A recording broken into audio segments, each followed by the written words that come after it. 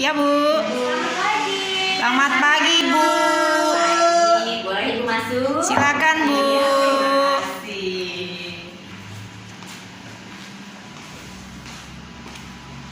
Ya, bagaimana kabarnya hari ini? Luar biasa, Bu. Ya, terlihat ya ekspresinya oleh Ibu nih hari ini sangat bersemangat.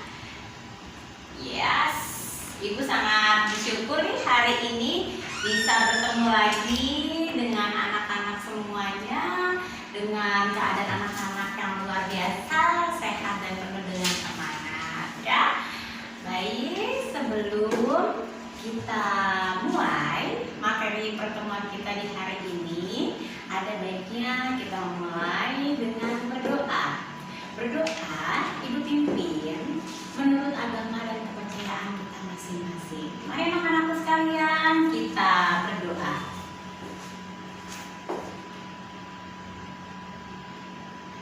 Selesai.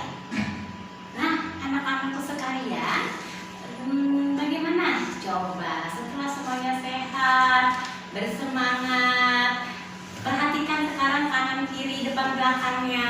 Adakah teman-temannya yang hari ini tidak hadir? Ada, Bu. Ya, siapa nanti? Yohana, Bu, tidak sekolah. Oh iya benar ya, Hana kenapa tidak sekolah Yanti? Sakit, Bu. Sakit. Nah, Yanti dapat informasi tersebut dari siapa Yan? Kemarin saya ke rumah Yohana, Bu. Ternyata Yohana sakit, Bu. Oh baik, terima kasih Yanti informasinya ya. Iya, Bu. Nah, anak-anakku sekalian, ini sangat menarik sekali nih.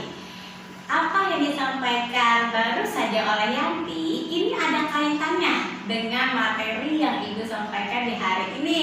Karena topik hari ini yang Ibu akan bagikan yaitu adalah kepekaan diri dan sosial. Nah, anak-anak begitu mendengar kata kepekaan diri dan sosial, kira-kira apa yang terpikirkan oleh anak-anak?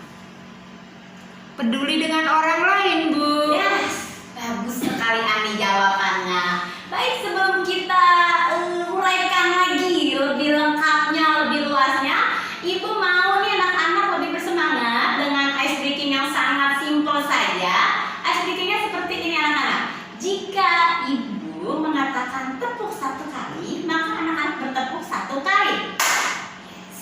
Jika Ibu berkata tepuk dua kali, mudah kan anak-anak? Mudah, Bu. Mudah sekali. Wow, adik-adik TK aja kalau begini pasti penuh dengan semangat nih ya. Nah, lagi jika tepuk tidak berbunyi maka bersuara atau tidak? Tidak, Bu. Nah, tepuk tidak berbunyi. Ya, oke, siap. Sudah siap? Siap. Baik, kita coba lakukan ice breaking kita ya. Tepuk satu kali. Terus tepuk dua kali. Tepuk tiga kali. Tepuk tidak berbunyi. Tepuk tangan yang banyak. Baik, terima kasih anak-anakku sekalian. Sangat luar biasa semangatnya hari ini. Kita langsung masuk saja ya nak ya. Baik, kepekaan diri dan sosial. Seperti yang tadi Ani katakan, kepekaan diri artinya ada rasa peduli.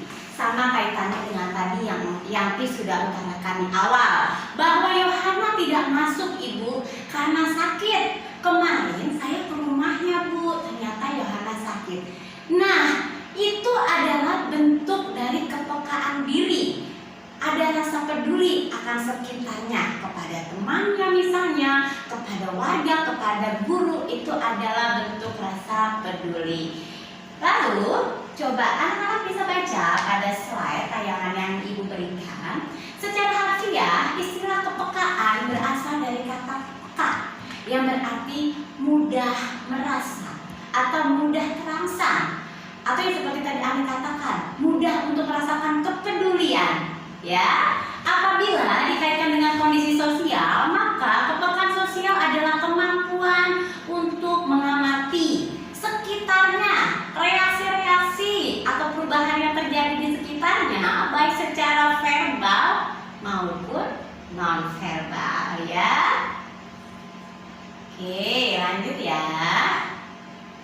Oke, sebelum ibu masuk lagi ke yang berikutnya, menjelaskan yang berikutnya, tujuan dari layanan yang ibu berikan atau sampaikan nantinya Ananda akan memiliki kemampuan untuk bisa mengamati reaksi-reaksi atau perubahan pada orang lain seperti tadi ya kan, yang tahu temannya tidak masuk berarti nanti mengamati sekitarnya, itu maksudnya. Lalu menurut Ananda nih, ibu mau bertanya, menurut anak-anakku sekalian, apakah kepekaan diri itu perlu ditanamkan sejak dini? Jawaban anak-anak apa coba? Perlu, Bu. Nah, boleh tanya kenapa? Kita harus belajar peduli sama orang lain sejak umur kita masih kecil, Bu. Berikan tepuk tangan untuk jawabannya. Terima kasih Ani untuk jawabannya. Sama-sama, Bu. Benar sekali, jawabannya sangat tepat. Sangat perlu ditanamkan sejak dini. Karena apa?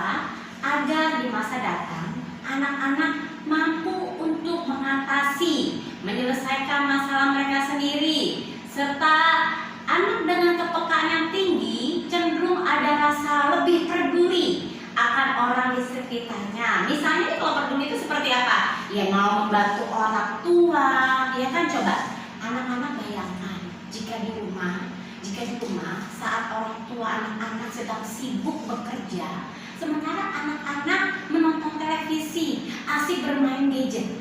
Menurut anak-anak itu ada rasa peka atau ada rasa peduli tidak? Tidak, Ya, Bu. Bu.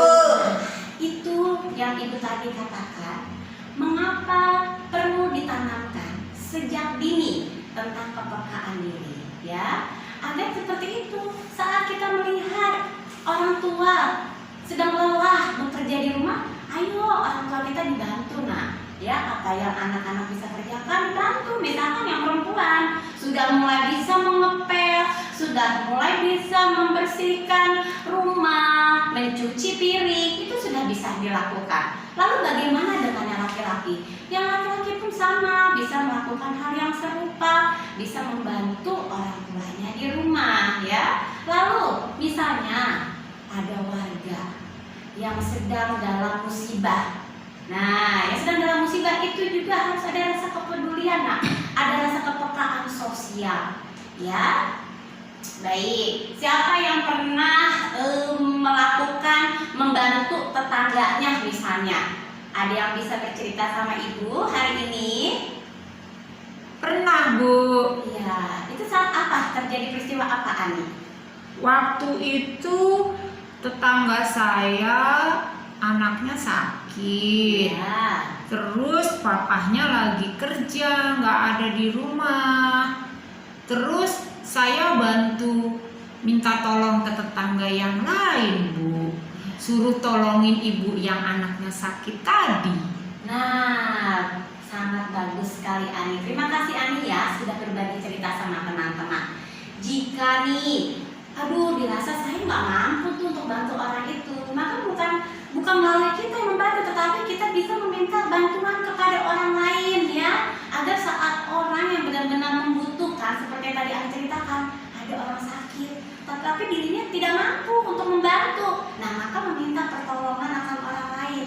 Dari apa yang Ani lakukan, Ani itu sudah memiliki rasa kepedulian, peka terhadap sosial, terhadap sekitarnya. Itu yang ibu maksud ya, Nak. Dan masih banyak lagi kegiatan-kegiatan lainnya yang bisa kita lakukan. Baik, di sini ada dikatakan peka secara lisan. Peka secara lisan adalah bagian dari rasa kepedulian yang diungkapkan langsung secara lisan.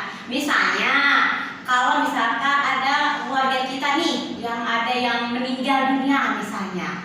Nah, itu lisan kita mengucapkan apa? Turut berduka cita ya, turut berbelasungkawa ya. Itu adalah ungkapan secara lisan. Ya, Nak ya, peduli secara lisan. Lalu ada juga dikatakan peka secara perilaku, merupakan perwujudan kepedulian sosial secara spontanitas atau bisa juga terorganisir yang dilakukan sikap dan perilaku yang konkret, yang nyata. Nah, contohnya bagaimana? Yang tadi Ani katakan, yang tadi Ani ceritakan, itu adalah peka secara perilaku. Ya, jadi ada action, ada sikap yang harus kita lakukan. Itu namanya peka secara perilaku. Ya, atau juga bisa membantu korban bencana alam atau yang sekarang ini sedang terjadi, yaitu wabah COVID-19 ya nak ya. Nah, kalau ada tetangga kita kena wabah COVID-19, kira-kira apakah Ananda mengucilkan? Tidak, Bu. Nah, apa yang Ananda pikirkan, apa yang akan Ananda lakukan jika salah satu warga di sekitar rumah Ananda itu ada yang terkena wabah COVID-19? Membantu memberi makanan, Bu. Makan pagi, makan siang, makan malam dengan cara dikirim tapi tidak bersentuhan secara langsung.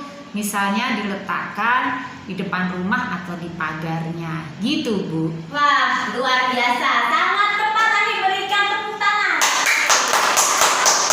Bagus sekali nak, bagus, Ibu sangat bahagia sekali deh. Ternyata anak-anak Ibu sudah dapat melakukan gitu. Sebelum Ibu memberikan informasi ini, ternyata sudah menerapkannya di dalam kehidupan anak-anak sekalian ya.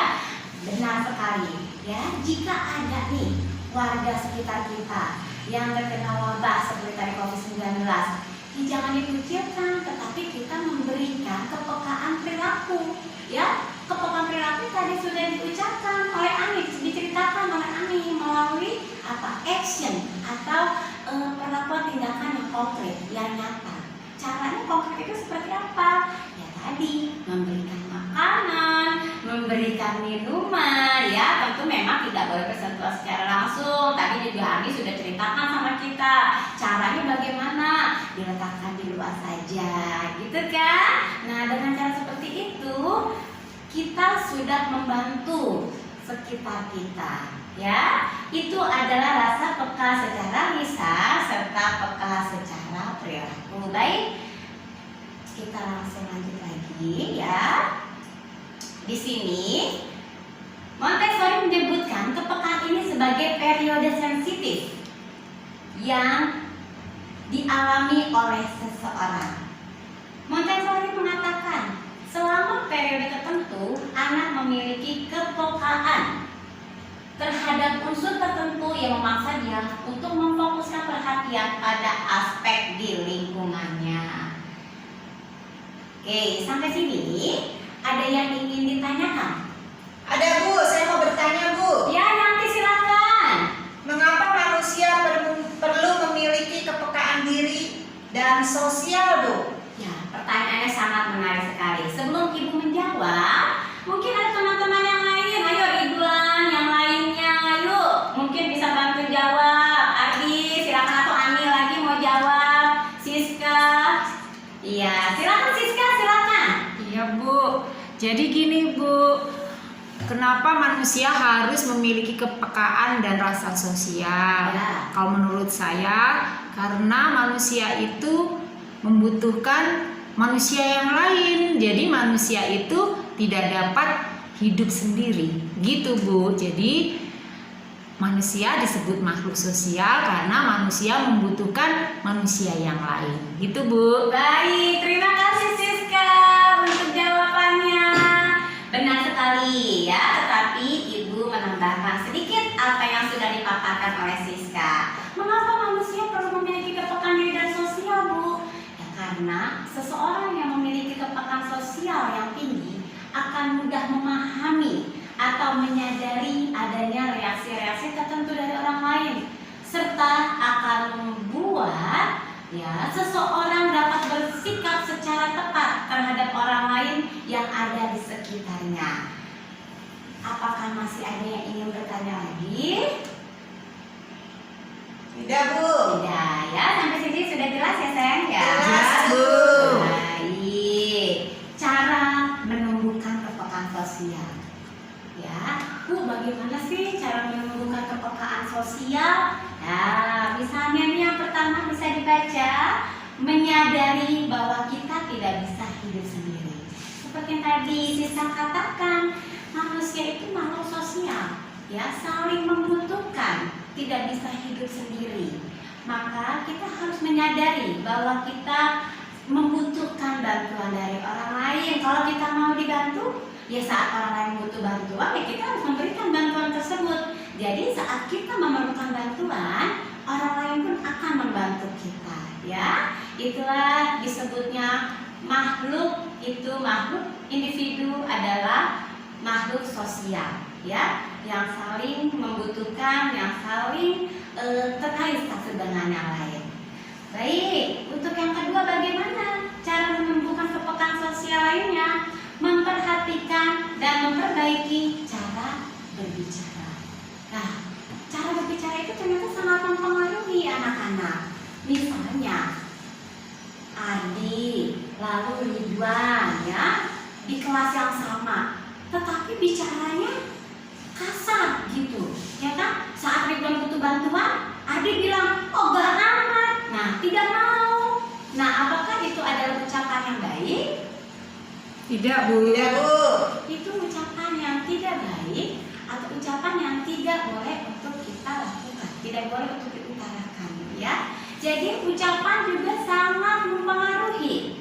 Maka mulai dari sekarang, anak-anak, ayo memperhatikan dan memperbaiki cara berbicara. Walaupun anak-anak masih muda, ya, masih panjang masa depannya, tetapi mulai diperbaiki dari sekarang. Saat berbicara dengan teman, berbicara dengan guru, bahkan saat berbicara dengan orang tua, ya, karena ibu ini sering mendengar saat berbicara dengan orang tua, suaranya dengan intonasi yang tinggi. Nah, bisa dibayangkan apakah orang tua anak-anak itu tidak merasakan kekecewaan di dalam hatinya. Jadi perlu ibu ucapkan, perlu ibu ingatkan bahwa anak-anak mulai saat ini memperhatikan cara berbicara baik kepada teman, baik kepada siapapun, ya. Selanjutnya, yang ketiga, bergaul dengan sebanyak-banyaknya dengan orang. Nah, mungkin ada nih yang merasa, ibu, aku malu, gitu. Aku nggak percaya diri, Bu. Abis aku pesek, aku nggak mau, abis aku hitam, Bu. Aku nggak berani, malu, teman-teman. Nah, ya, ternyata jumlah atau memperbanyak teman itu juga mempengaruhi. Jadi kalau kita teman, aku maunya sama si ini aja, Bu, sama si A aja. Aku maunya temenan sama dia, soalnya kita sama-sama hitam, Bu, misalnya. Nah, baiknya mulai dari sekarang anak-anak membuka diri, berteman seluas-luasnya. Lalu ada pertanyaan, Bu, tetapi orang tua saya pernah bilang, Bu, kalau misalnya, Bu, si Tono itu, Bu, tidak baik, Bu, jangan temenan sama dia. Ya, itu harus ibu pertegas dari sekarang, ya. Berteman boleh dengan siapa saja, tetapi anak-anak kan sudah dewasa nih, sudah mulai besar, ya, usianya sudah semakin bertambah, pasti tahu ya itu perbuatan yang baik atau tidak. Nah, kalau perbuatan yang baik, apakah boleh kita tiru?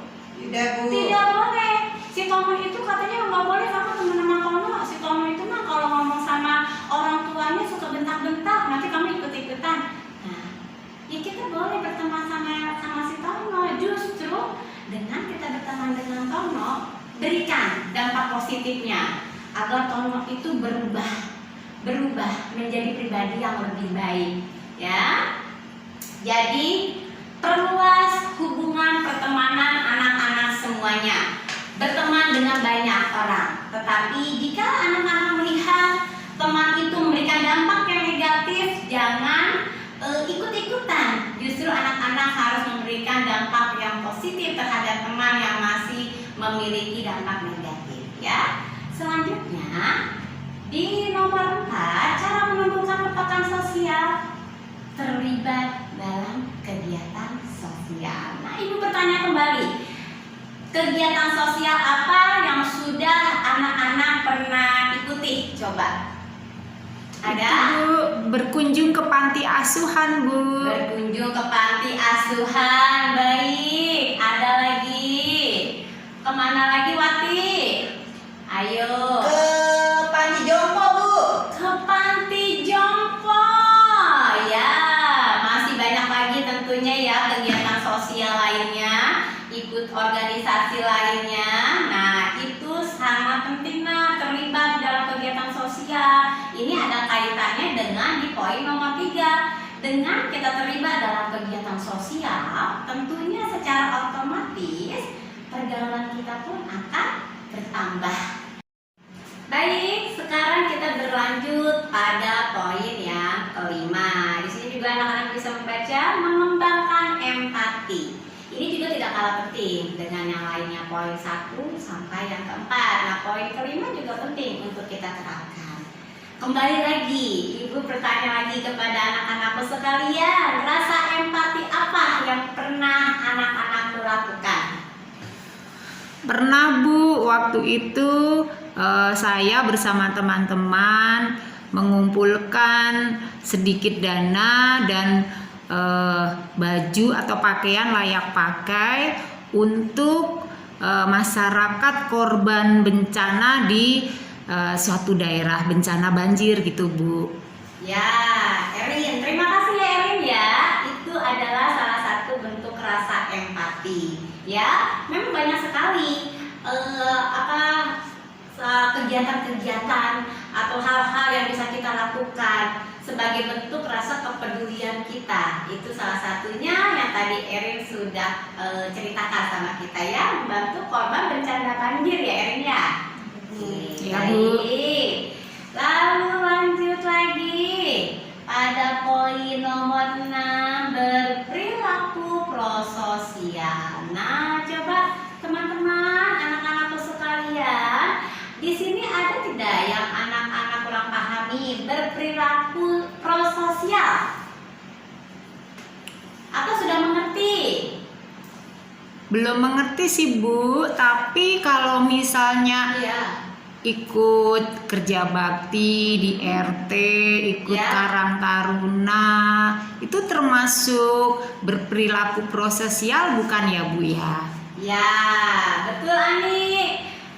Berperilaku prososial seperti yang tadi Ani contohkan, yaitu mengikuti kegiatan kerja bakti. Artinya kita itu mau ikut berpartisipasi di kegiatan-kegiatan ya, jangan menutup diri atau tidak mau untuk bergabung di sekitar kita. Contohnya nih misalkan ya anak-anak ikut organisasi Karang Taruna. Nah, pasti di lingkungan rumah kan ada yang namanya Karang Taruna. Di Karang Taruna itu banyak sekali nantinya kegiatan-kegiatan yang anak-anak akan lakukan ya. Misalnya merapatkan upacara 17 Agustus, perayaan-perayaannya, dan macam-macam lagi lainnya ya. Dengan mengikuti Karang Taruna, anak-anak sudah membuka diri, artinya tidak prososial gitu, mau bergabung dengan orang lain. Ya, baik. Kita lanjut lagi. Poin 1 sampai ke 6 Ibu akan lanjut lagi, tetapi sebelumnya apakah ada anak-anak yang belum mengerti? Dari poin 1 sampai 6 sudah jelas? Jelas, Jelas, Bu. Bu. Sudah jelas. Ya, baik ya.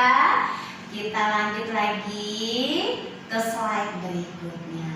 Tentu apa yang tadi Ibu sudah informasikan pasti akan ada manfaatnya.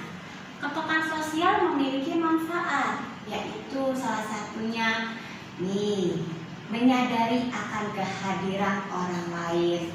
Jadi kita sadar sekali kalau orang lain itu sangat penting, sangat berarti untuk kita, ya. Karena kembali lagi kita itu adalah makhluk hidup yang sosial, memerlukan bantuan dari orang lain. Jadi kita harus menyadari tentang kehadiran orang lain. Jangan berpikir nggak penting, aku juga bisa kok, aku Aku juga mampu kok. Pasti akan ada saatnya kita membutuhkan bantuan dari orang lain.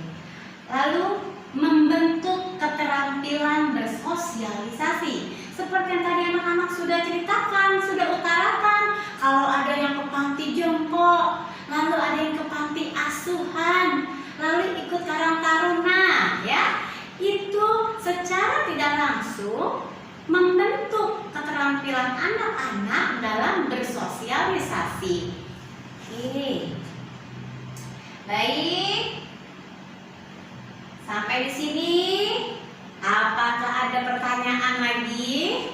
Tidak, Bu. Tidak ada, Bu. Ya, baik. Ibu bisa duduk. Silakan, Bu. Ya, terima kasih. Ya, jadi Ibu akan memberikan motivasi. Ya, Ibu akan memberikan motivasi bahwa kepekaan yang sering diasah akan dapat membangkitkan reaksi spontan terhadap kondisi orang lain. Bukan hanya sekedar pengakuan saja, tetapi ada actionnya, ada perilaku konkretnya. Ya, baik ya.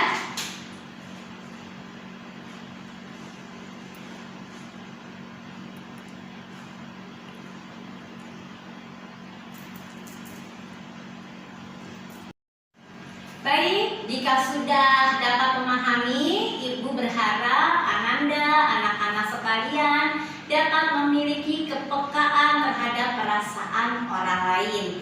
Ananda mampu mengidentifikasi perasaan-perasaan orang lain dan peka terhadap hadirnya emosi dalam diri orang lain melalui pesan nonverbal yang ditampakkan, ya. Jadi Ibu berharap informasi yang Ibu berikan di hari ini tidak hanya berakhir di kelas ini, tetapi dapat diterapkan di dalam kehidupan Ananda sehari-hari. Perlu dan sangat penting untuk dilakukan agar kita dapat hidup rukun dengan orang-orang di sekitar kita.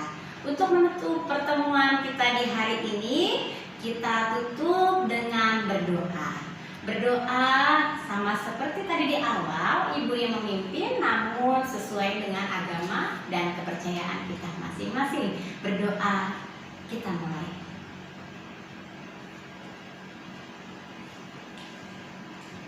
Selesai. Terima kasih anak-anakku sekalian. Semoga anak-anakku sekalian dan kita semua sehat selalu. Sampai berjumpa lagi di minggu depan pada topik dan materi yang lebih menarik. Terima kasih.